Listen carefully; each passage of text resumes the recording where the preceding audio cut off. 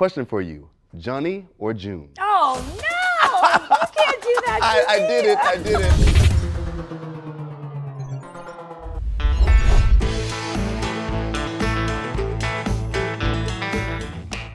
Hey, it's Billboard News. I'm Tetris and I'm hanging out with Carly Pearce. Thanks for stopping by. Well, I mean, you're a busy girl. You're all over the West Coast right now. Obviously, you released 29 about a year ago. Knows how to make you think you're the best thing, but I know what happens next. Girl. Are you writing while you're out there on the road? Where are we going next musically? You know, 29 was such a pivotal record and such a pivotal moment for me in my career, but also just as a person. So I'm taking some time just to really make sure that this next transition of where I'm at is reflective of actually what's going on in my life. So I'm getting some stuff I'm really excited about.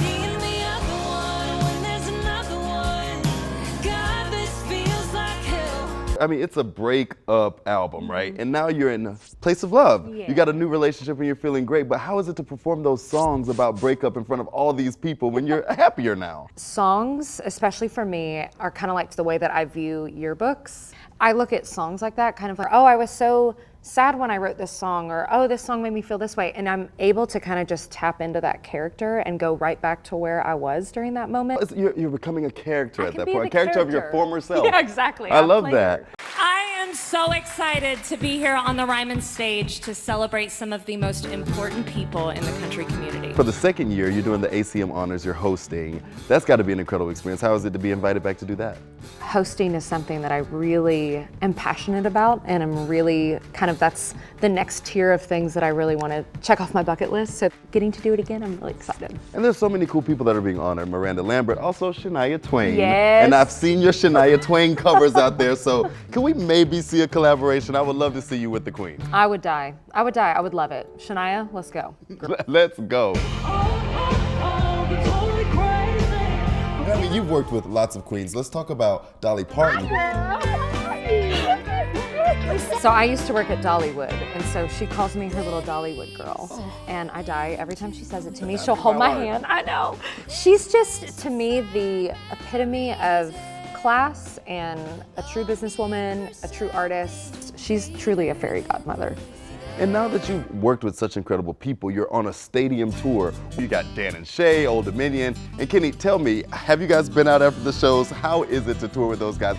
Always a good time. You never know what any of those boys, especially Shay, is gonna do. He's a little crazy. Is that the wild card? That's the wild card. I mean, well, speaking of being a wild card, I did dig through your TikTok a little bit, and you were saying that of all the people on your tour bus, you're the raunchiest and the most gross. With 12 people on one bus, a lot of boys, a few girls, and I have to say that probably of all of us, I'm the raunchiest and the grossest.